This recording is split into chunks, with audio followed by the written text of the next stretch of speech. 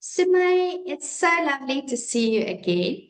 What a wonderful weekend after that win from the Springboks. My kids were up and down and screaming the roof off.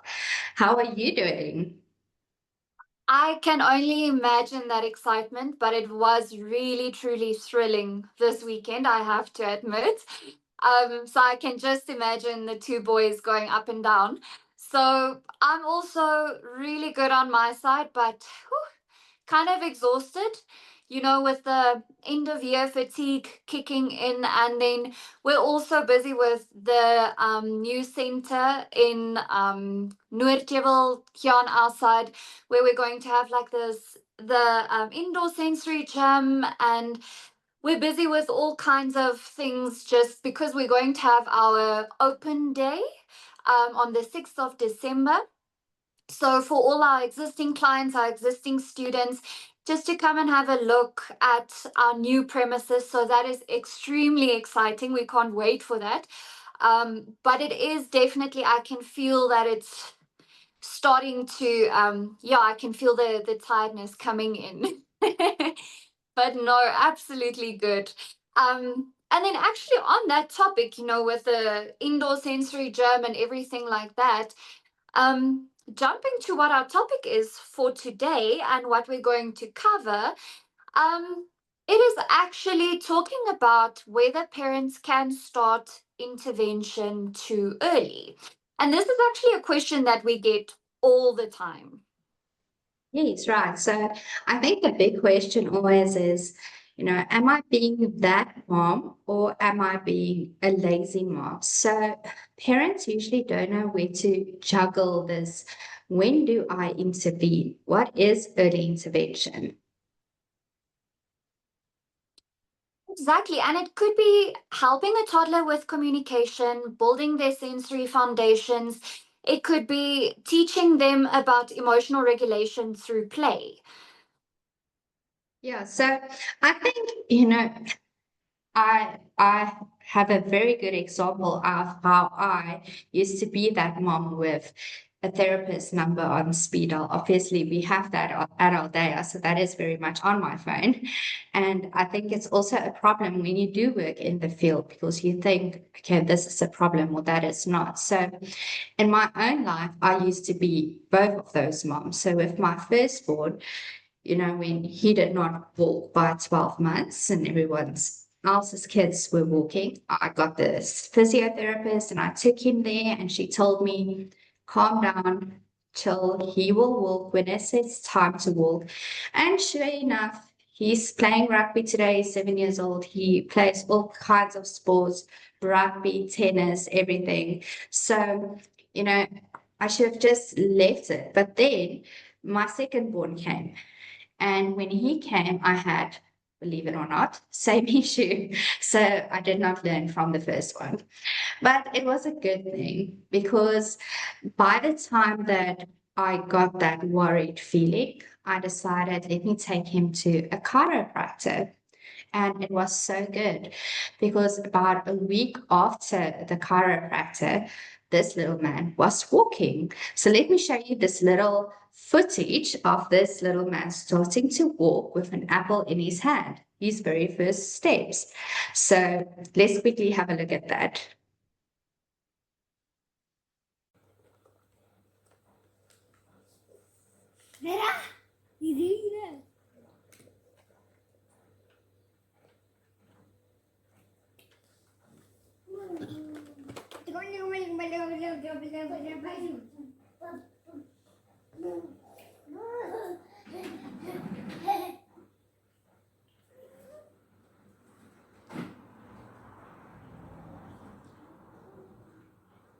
That is so amazing.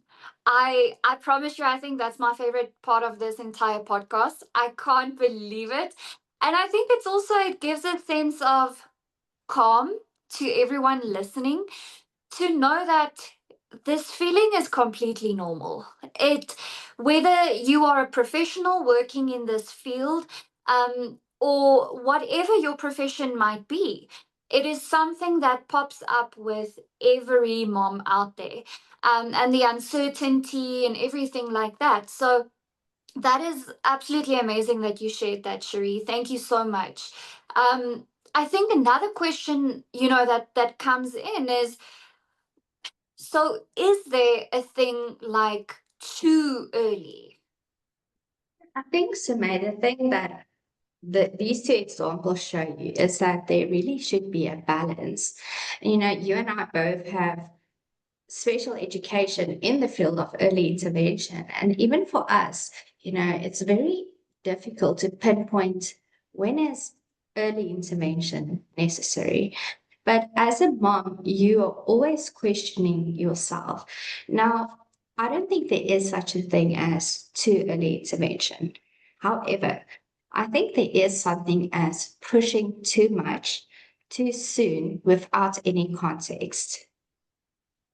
Absolutely, because early intervention shouldn't mean overloading.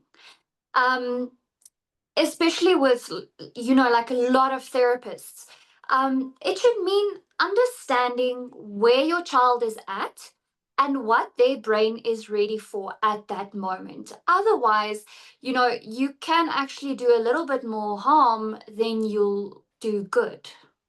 Yes, absolutely. And when I attend baby showers and I look at all these gifts that people give parents, new parents, and I think to myself, you're creating so much anxiety because a 1-year-old really don't need flashcards, and all these things that we are pushing on parents. I remember when I did my master's in early intervention, they showed this video, very controversial research, of the effect of eye contact on a baby and a toddler.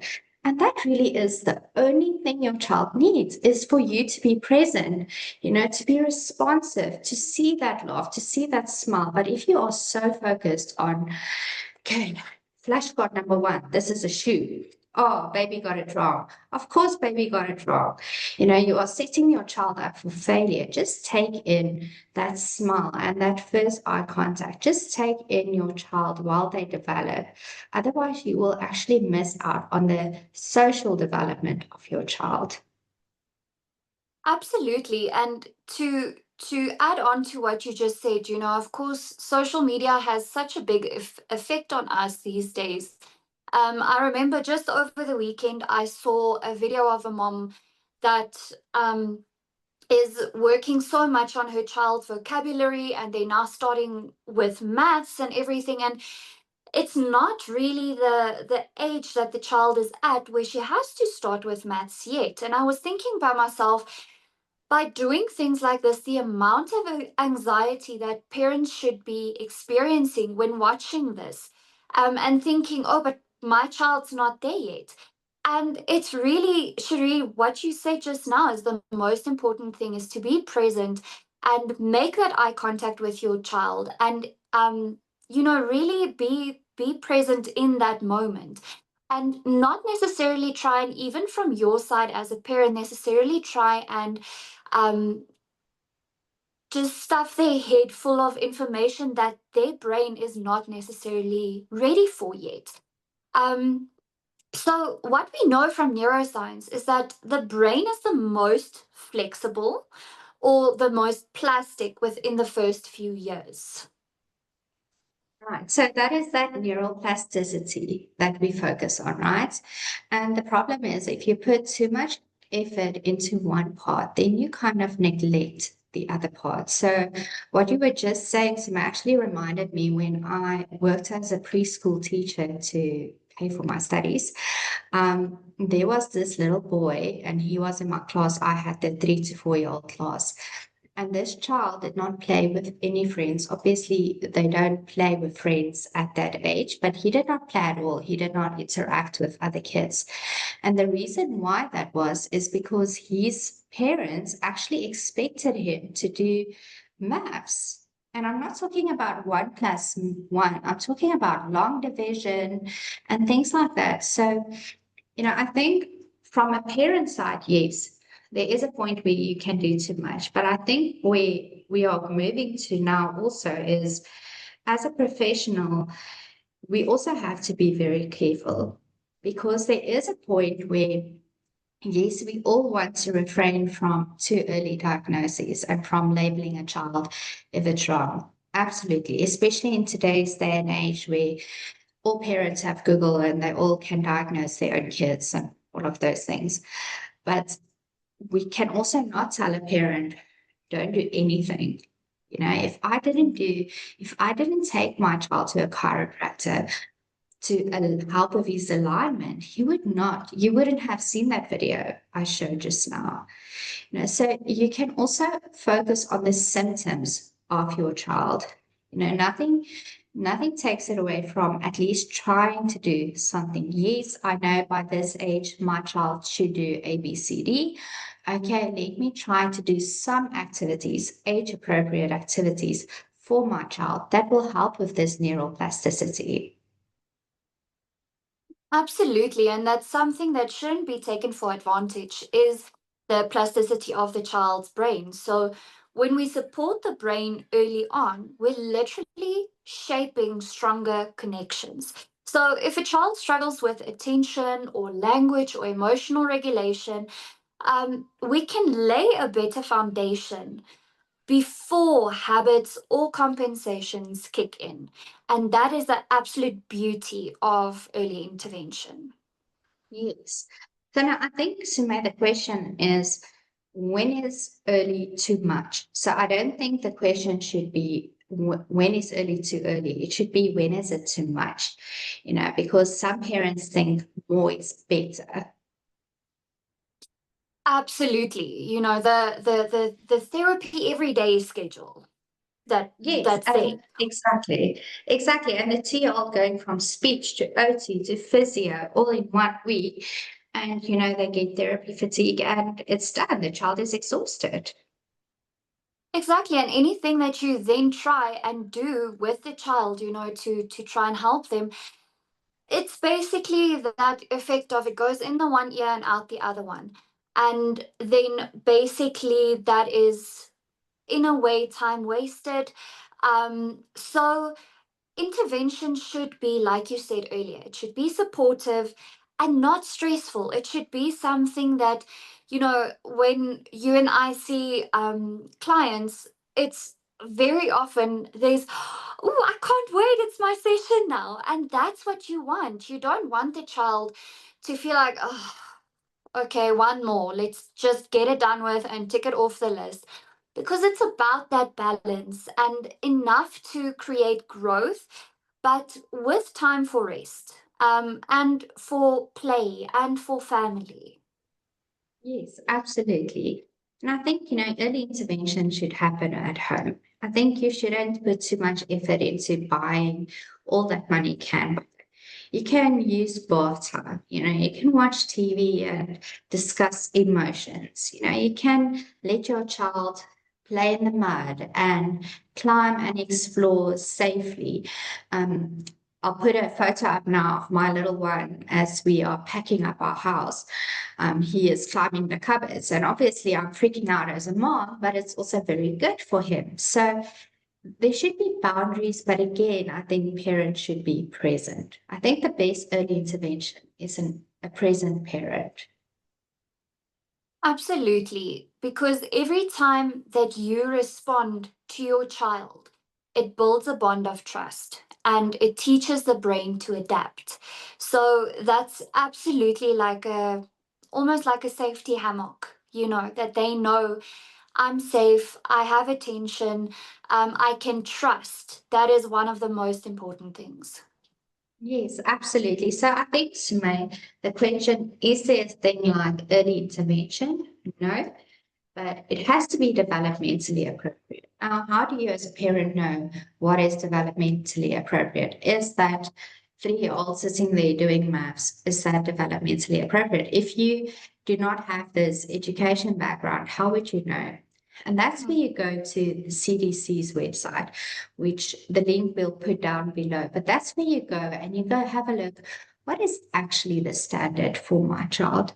Don't look at people around you and your family's kids and everyone questioning you. Go to the actual CDC's website and go have a look at what your child should be doing and how you, as a parent, in a very non-therapeutic, very play-based way can actually bring this into your child's schedule.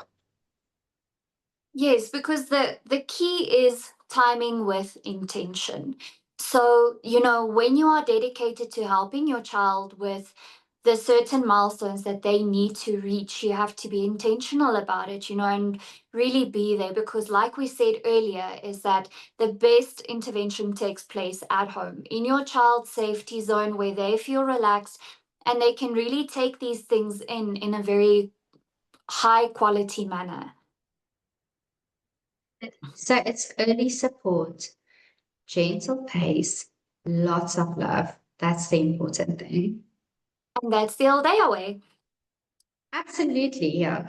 So thanks for joining us, everyone. If you found this episode helpful, share it with a friend or a parent who's been asking this same question. And remember that early intervention is not about being ahead, it's about giving your child the right start at the right time. Absolutely. Thanks, Sumé. Thank you, Cherie. Bye, everyone. Bye.